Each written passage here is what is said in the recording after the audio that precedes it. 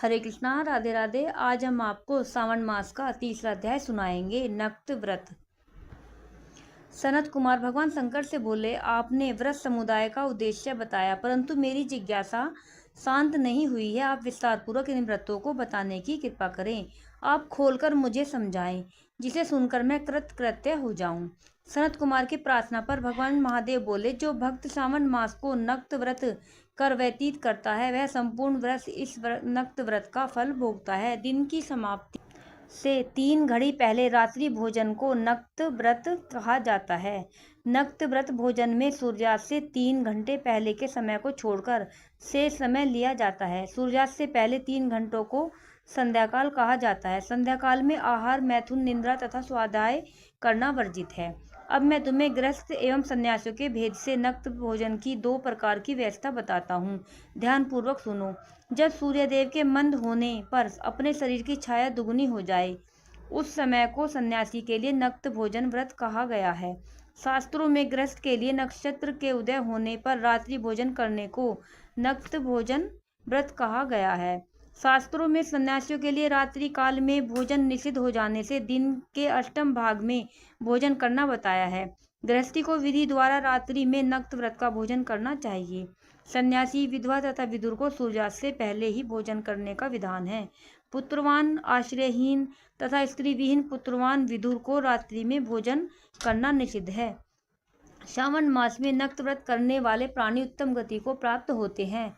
सावन मास के प्रारंभ होने पर प्रतिपदा तिथि से प्रातःकाल मनुष्य यह प्रतिज्ञा करे कि मैं पूरे सावन मास में ब्रह्मचर्य का पालन करूंगा तथा प्रतिदिन प्रातः स्नान करूंगा, नक्त व्रत, रात्रि शयन तथा अन्य प्राणियों पर दया भाव रखूंगा। वह यह भी संकल्प करे कि यदि मैं इस व्रत के प्रारंभ होने के बाद इस व्रत के समाप्ति से पूर्व मर जाऊं, तो हे भगवान, इस स्थिति में आपके प्रसाद से मेरा व्रत परिपूर्ण हो जाए।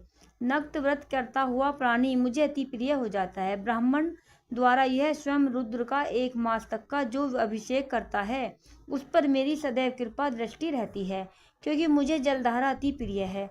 सावन मास में जो प्राणी अधिक स्वादिष्ट भोजन या उपयोगी वस्तु ब्राह्मण को दे देता है, वह मुझे बहुत प्रिय है। हे सनत कुमार, अब मुझे उत्तम लक्ष्य पूजा विधि को ध्यानपूर्वक सुनो। लक्ष्मी की पूजा इच्छा प्राप्ति वाला मनुष्य बिल पत्रों से, शांति की कामना करने वाला मनुष्य दुर्वाओं से तथा आयु की इच्छा करने वाला मनुष्य चंपा के फूलों से भगवान श्री हरि की पूजा अर्चना करें। विद्या की इच्छा रखने वाला व्यक्ति मल्लिका तथा चमेली के फूलों से पूजा अर्चना करें। तुलसी दल से भगवान श्री हरि और मैं स्वयं प्रसन्न होते हैं। पुत्र की कामना रखने वाला व्यक्ति कटेरी के फूलों से पूजा अर्चना करे। जिससे बुरे बुरे सपन दिखाई देते हों, वह उनके नाश के लिए उत्तम धान्य से पूजा अर्चना करें। देव के सम्मुख रगबल्ली, पद्म, स्वास्तिक और चक्र आदि बनाकर भगवान विभु की पूजा अर्चना करें। संपूर्ण कामनाओं की पूर्ति के लिए सब पुष्पों से मनुष्य को पूजा अर्चना करनी चाहिए। लक्ष्मी पूजा करने से मैं भगवान शिव सदा प्रसन्न रहता हूँ। अंत में उद्यापन करना चाहिए। उद्यापन के लिए मंडप बनवाकर उसके तीसरे भाग में वेदी बनानी चाहिए। पुण्याय वाचन कर आचार्य का वरण करना चाहिए। मंडप में बैठकर रात्रि जागरण कर वेद पाठ कराना चाहिए। वेदी पर उत्तम चतुर्लाविंग तो भद्र बनाकर उसके मध्य भाग में चावलों से सुंदर कैलाश का निर्माण करना चाहिए। उस वेदी में यथास्थान तांबे का कलश स्थापित करना चाहिए।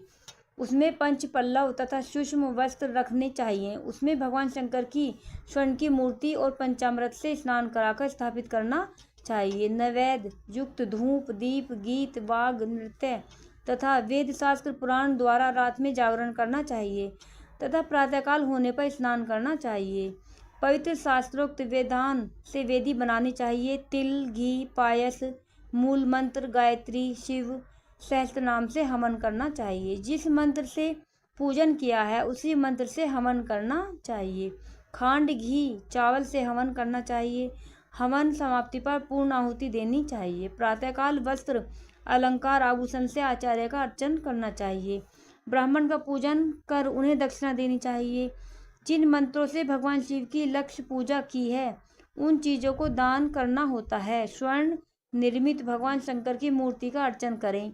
यदि 1 महीने तक दीप जलाया हो तो उसको दान में देना चाहिए। संपूर्ण इच्छाओं की सिद्धि हेतु स्वर्ण की बत्ती, चांदी का निर्मित दीप बनवाकर उसमें गौ का घी भरकर दान देना चाहिए। ब्राह्मणों को भोजन कराकर दक्षिणा दें। इस प्रकार जो मेरी अर्चना करता है मैं उस पर सदैव प्रसन्न रहता हूँ। जो मनुष्य श्रावण मास में अपनी प्यारी वस्तु का त्याग करता है वह मुझे अर्पण की जाती है।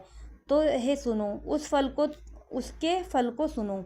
इस लोक में तथा परलोक में वह वस्तु लाख गुना होकर मिलती है।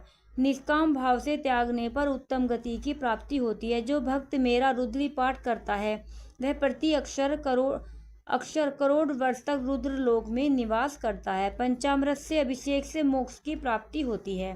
सावन मास में धरती पर सोने वाला मनुष्य को हाथी दांत से बनी हुई या चंदन निर्मित नवरत्न से जड़ी हुई गरुण चिन्ह वाली रुई से भरी कपड़े की रजाई अथवा तकिया भी देना चाहिए और संपन्न सैया प्राप्त होती है। वह सैया उसे सुंदर स्त्री अन्य रत्नों से विभूषित मिलती है। श्रावण मास में जो आदमी ब्रह्मचर्य का पालन करता है उसका वीर्य अत्यधिक पुष्ट हो जाता है। तेज, स्थिरता, बल, शरीर, दृढ़ता और धर्म कार्य में समस्त उपकारी चीजें उसे मिल जाती हैं। जो आदमी इस मास में मौन व्रत धारण करता है वह श्रेष्ठ वक्ता हो जाता है। मौन व्रत दिन या रात या भोजन के समय रखा जा सकता है। मौन व्रत में यदि मनुष्य घंटा तथा पुस्तकें दान करता है तो उसको सब शास्त्रों की जानकारी स्वयं प्राप्त हो जाती है।